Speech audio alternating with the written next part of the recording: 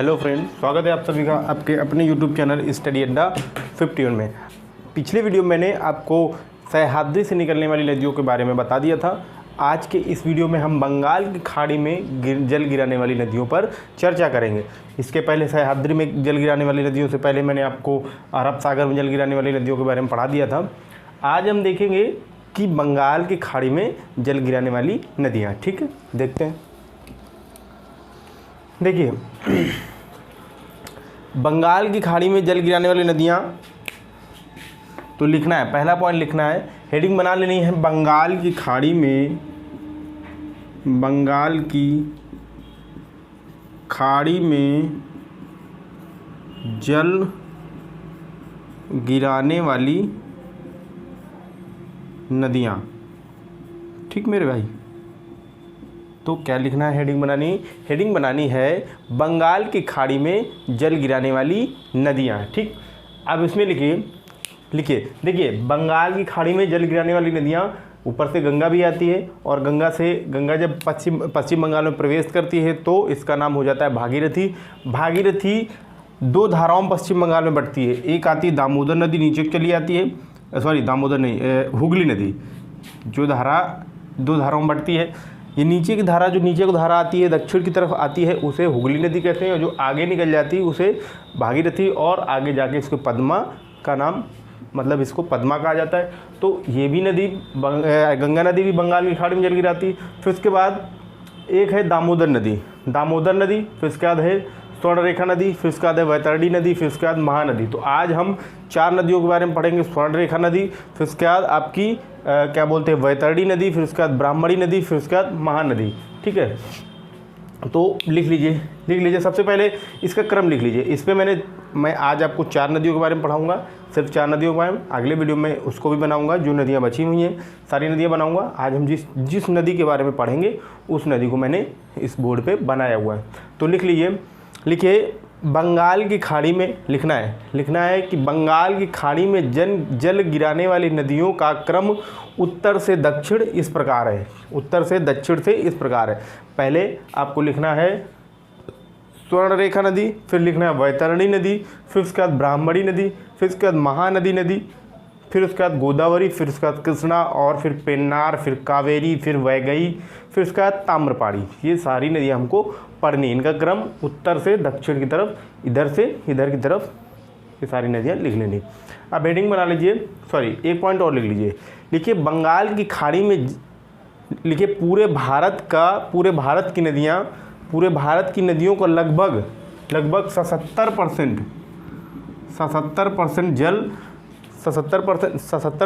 जल बंगाल की खाड़ी में गिरता है।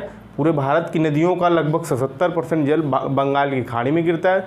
उसके बाद बचा हुआ 23% जल, कितना बचा हुआ 23% जल अरब सागर में गिरता है। किसमें? अरब सागर में गिरता है। ठीक, अब नेक्स्ट पॉइंट आपको लिखना है। लिखिए, तो अरब सागर में गिरता है, फिर 77% भाग कहाँ गिरता है? 77% जल बंगाल की खाड़ी में। ओके, तो ये आपने लिख लिया। अब नेक्स्ट पॉइंट लिखिए, हेडिंग बना लीजिए स्वर्णरेखा नदी। देखिए स्वर्णरेखा नदी छोटा नागपुर के पठार के पास से निकलती है, फिर यह अपना उड़ीसा के पास जाकर जल गिरा देती है। कहाँ? बंगाल की खाड़ी में। ठीक, चलो लिखिए लिखना है आपको। उड़ीसा के पास बोल दिया मैंने, ये बंगाल क्या बोलते हैं, वेस्ट बंगाल के पास बंगाल की खाड़ी में गिर जाती है। लिखिए स्वर्णरेखा नदी छोटा नागपुर पठार पर रांची के निकट रानी चुआ नामक स्थान से निकलती है। कौन से? रानी चुआ नामक स्थान से। किस स्थान से? रानी चुआ नामक स्थान से निकलती है। कहाँ से निकलती है? छोटा नागपुर पठार पर रांची के निकट रानी चुआ नामक स्थान से निकलती है और उत्तर पूर्व की ओर प्रवाहित होते हुए हुंड्रू जलप्रपात बनाते हुए बंगाल की खाड़ी में गिर जाती है। ये आपका पहला पॉइंट हुआ स्वर्णरेखा नदी का। फिर नेक्स्ट पॉइंट लिखिए, नेक्स्ट पॉइंट लिखिए, यह नदी मोदिनीपुर, मोदिनीपुर कहाँ पर है? मोदिनीपुर आपका पश्चिम बंगाल में है। कहाँ पर है? मोदिनीपुर,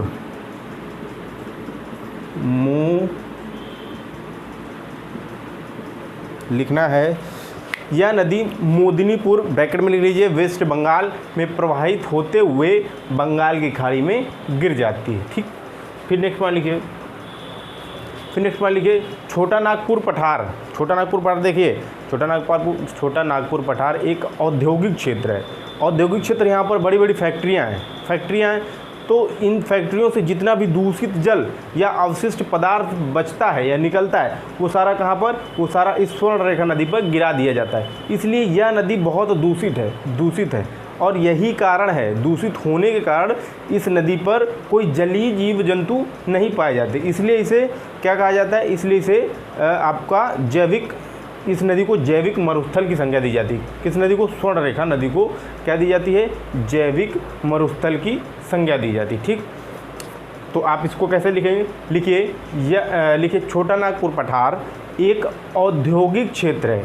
छोटा नागपुर पठार एक औद्योगिक क्षेत्र है। यहाँ से जो भी दूषित जल या अवशिष्ट पदार्थ निकलता है वह आपकी स्वर्णरेखा नदी में गिरा दिया जाता है।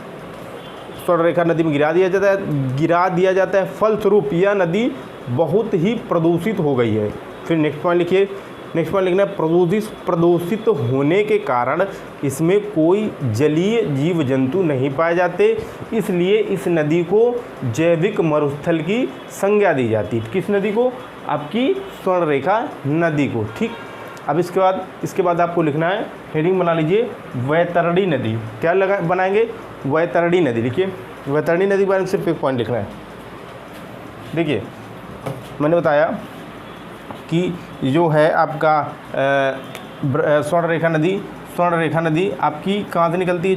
छोटा नागपुर पठार के पास से रानीचुआ नामक स्थान से निकलती है और यह उत्तर पूर्व, मैंने बोला, या कहाँ पर? मोदिनीपुर से प्रवाहित होते हुए बंगाल की खाड़ी में गिर जाती। तो वेस्ट बंगाल का एक प्रमुख शहर मोदिनीपुर शहर कहाँ पर है? किसके तट पर है?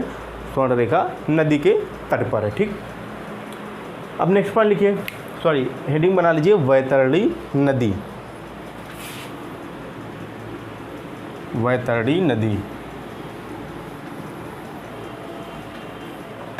क्या हेडिंग बनाना है?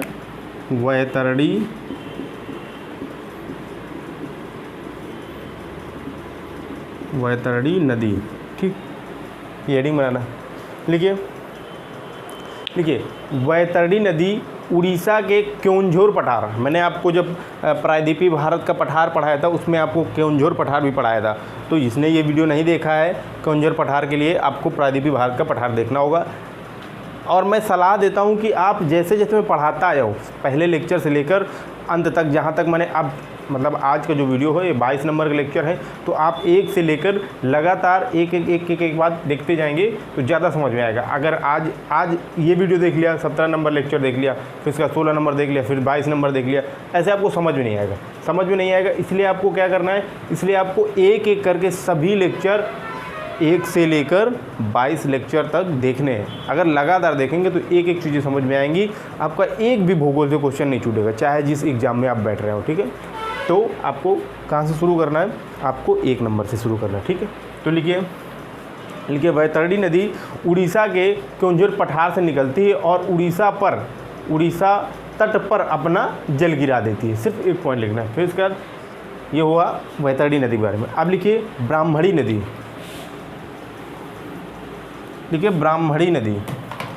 ब्राह्मणी नदी में लिखिए स्वर्णरेखा नदी की तरह यह नदी भी छोटा नागपुर पठार पर रांची के दक्षिण पश्चिम से निकलती है और यह उड़ीसा तट पर अपना जल गिरा देती है। देखिए ये है आपकी स्वर्णरेखा, ये है वैतरणी, और ये कौन सी नदी है? ये आपकी ब्राह्मणी नदी। ठीक, तो ये आपको दिया गया है छोटा नागपुर पठार मान लेते हैं। छोटा नागपुर पठार के दक्षिण पश्चिम थे, ये दक्षिण पश्चिम, देखिए ये दक्षिण पश्चिम का सिरा है। तो छोटा नागपुर पठार के दक्षिण पश्चिम से निकलती है ब्राह्मणी नदी और उड़ीसा तट पर अपना मुहाना बना देती है। यहाँ पर उड़ीसा तट पर अपना मुहाना बनाती है या बंगाल की खाड़ी में गिर जाती। तो वही मैंने बोला कि स्वर्णरेखा नदी स्वर्णरेखा नदी की तरह ब्राह्मणी नदी भी छोटा नागपुर पठार पर रांची के दक्षिण पश्चिम से निकलती है और उड़ीसा तट पर अपना जल गिरा देती। ठीक है, अब नेक्स्ट पॉइंट लिखिए एक पॉइंट और लिखिए। यह नदी कोयल और शाख नदियों से मिलकर बनती। शुरुआत में यह नदी कोयल और शाख नदियों से मिलकर बनती है। आपकी क्या बोलते हैं ब्राह्मणी नदी। अब हेडिंग बना लीजिए महानदी। क्या हेडिंग बनाएंगे? महानदी।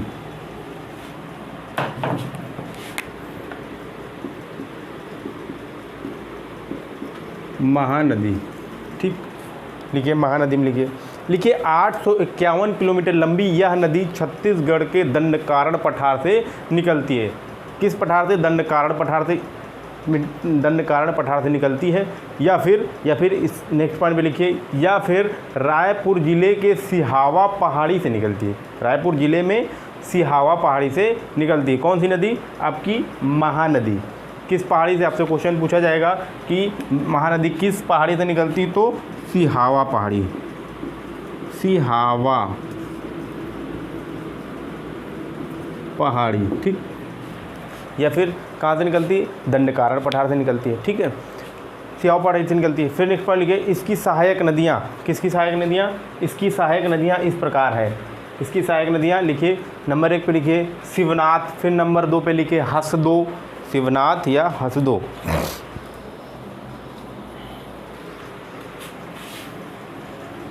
नंबर 1 पे लिखिए शिवनाथ,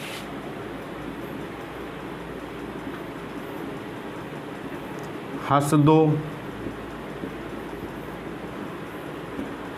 मंड, डूब, जोंक और तेल इसकी सहायक नदियाँ हैं। सारी नदियों का नाम लिख लीजिए। फिर इसका लिखिए ये लिख लिया, सिहावा, मंड, जोंक, डूब और आपकी शिवनाथ और हसदो।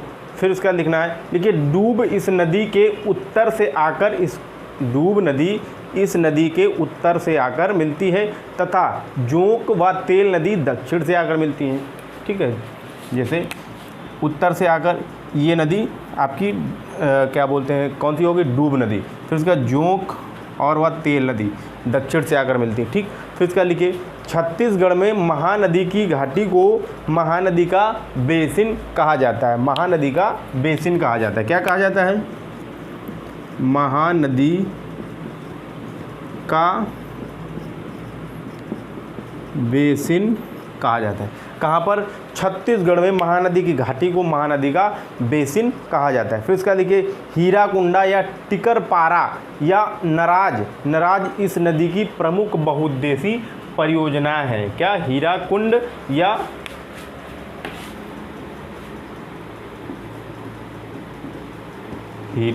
या नराज या टिकरपारा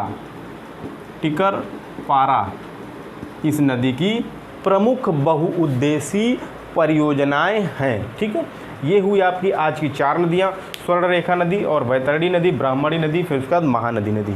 ठीक है, आज के लिए इतना ही। मिलते हैं इसके आगे आपको गोदावरी नदी, कृष्णा और पेन्नार और आपकी ताम्रपाड़ी, कावेरी नदियाँ अगले वीडियो पर मिलते हैं। तब तक के लिए नमस्कार।